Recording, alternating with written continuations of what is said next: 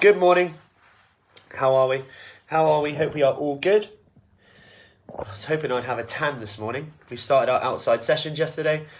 Not tanned yet, but, it was lovely to get out. Fresh air, sun was shining. Couldn't have asked for a better week to start them, actually. And they go alongside our live workouts at the moment. So this morning, we've got Pilates, bar Tai Chi. We have no floor, knee friendly, no squat. Say that fast. Then we've got Tabatas, say that fast, at lunchtime, which is a bit more higher intensity. Then this evening we've got legs and core. Anyway, here we are. And I'm talking today about essentially what happens every day in my life. Stop playing with that. Don't do that. Stop doing that. That's what I say often, right? To kids. Stop, don't play with that. They're not actually in the room, they're in bed. Thank goodness for the clock change. We've got an extra hour in the morning. And my me time, productive time. Anyway, we're often saying don't play with that, don't touch that. And as soon as you say that, they touch it and they want more, right? It's like, oh. And it's the same when it comes to food, when it comes to certain foods that I need to stop eating, I need to stop doing that, I need to stop doing this. We often say that and it becomes quite overwhelming. It becomes coupled with fear, anxiety, worry that maybe we actually can't do this because evidence would suggest we've tried to do it in the past and failed. And when we've tried to do things in the past and failed, we often say, well, why would I do it now then? I'm a failure. And I'm bringing this up because I speak to a lot of people every day who maybe inquire about doing what we do, or the ladies on the program as well. And it takes time for some people to change their habits, of course. They don't just change overnight. But the cool thing is when someone says, I'd have normally just completely given up. And I actually just got back to it. And then that is the powerful thing to do it. And here's the tool in the toolbox that you need to have. Rather than focusing on what you need to take away, what you need to stop doing, which is what most diets do. I need to eat this then, I don't eat this. I need to eat this then, I don't eat this. I don't no longer have that. And that can work, and I do that with some people. It works great, but if you're someone who's like, no, it's not going to work for me, and it is all about personalizing it for you, that's what we do. Then just ask this question: what could you possibly add in? What could you add in instead? So I'll give you the example first with the kids. Instead of saying don't play this, oh no, I've got something much better than that.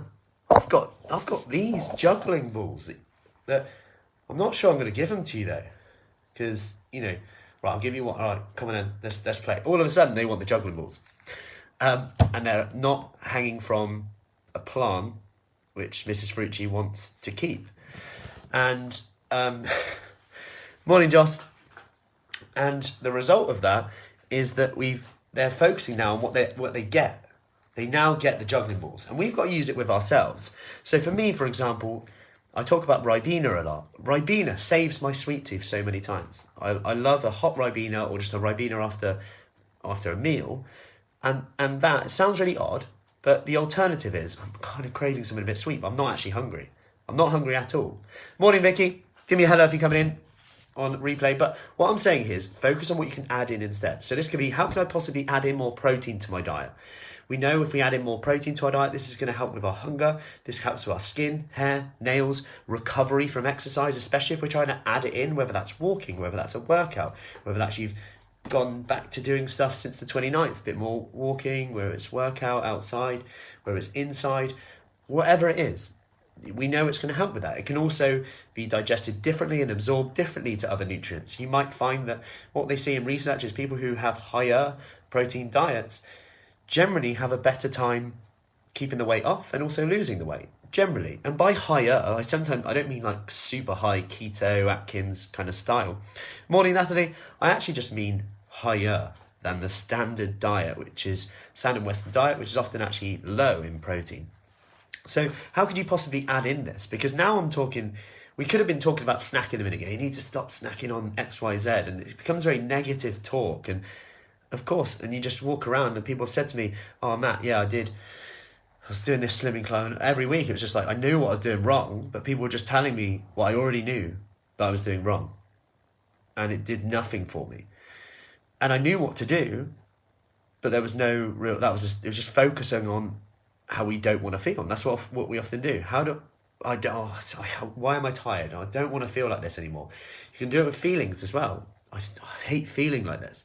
But by saying that, our focus is on how we are feeling, rather than what could I possibly do to create energy today?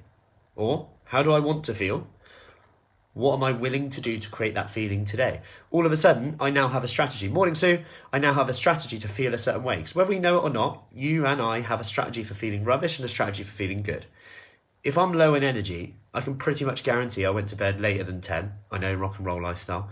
I can pretty much guarantee that I skipped a few meals if I'm low on energy. I didn't stop for lunch. That's normally the key one. Bed later than 10. Didn't skip. I skipped lunch, and that's the key one for me, more so than breakfast, because mid-afternoon, and I often work evenings, of course, given what we do. So the result of that is I'm like, right, yeah, I'm flagging mid-afternoon now. And I know it's a strategy that I've chosen to do that day, but I know the signs. Now, going back to what you could add in. So we've got protein, we've got water. How could I add in more water into my day? How could I give you a bit more hydrated? We know that could help with hunger. That could help with our energy levels. That could help with our digestion. I can't tell you the amount of times working with people who have issues with their digestion and they've increased their water intake, and that's actually helped with bloating, IBS, constipation. I know it's early, but important topic that isn't talked about enough, in my opinion. Anyway, next one. Vegetables, fruits. How can I add more in? What can we do to add more in? I've actually got a new meal plan, which makes you over 500,000 meals with just 3 lists. If you just pick one from each list. I'm actually going to share this today, I'm going to share this today. If you want a copy, do comment below. But I'm going to share it today, as it's nearly April. I was going to share it in April. Maybe I'll share it on April Fool's Day. It's quite funny. 500,000 meals from one pan. It's quite clever, actually. Quite proud of it. Anyway, and I hope it's helpful, because it's stuff that's literally you might have laying around. Morning, Paula. So think of the question, what could I possibly add in today? Just awesome. I'm going to post that for everyone today. What could I possibly add in today? Is it water? Let me know. Is it water? Is it a 1-minute exercise? Is it a 10-minute exercise? Is it going for a walk? Is it more protein? Focus on the positive. What can I add in? Is it meditation? Oh, I'm feeling a bit rough. I was feeling a bit rough later in the last week. Kids definitely brought something back from nursery. Actually, I had a cold. Remember that? It was the first cold I've had in so long. I was like, I've got a cold. What an opportunity to focus more on some meditation, some sleep. I'm going to add in this rather than, I'm not going to be able to exercise, not going to be able to do this. I was actually not too bad at all. And it gave me the opportunity to actually focus on something else instead. Oh, you know what? I'll do a bit of lower intensity on a walk today. Get out to get some fresh air.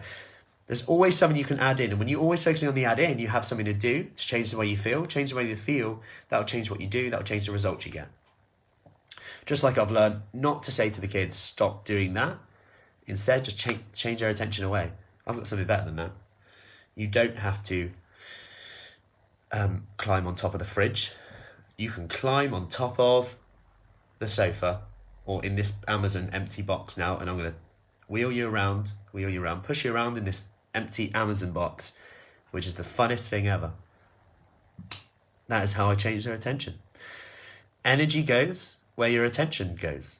Wherever your attention goes, your energy will go there. And use your energy wisely, because it's probably the one resource that will dictate everything you do.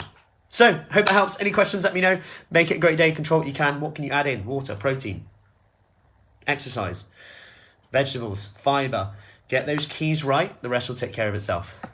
Have a great day, and I'll see you soon. Take care.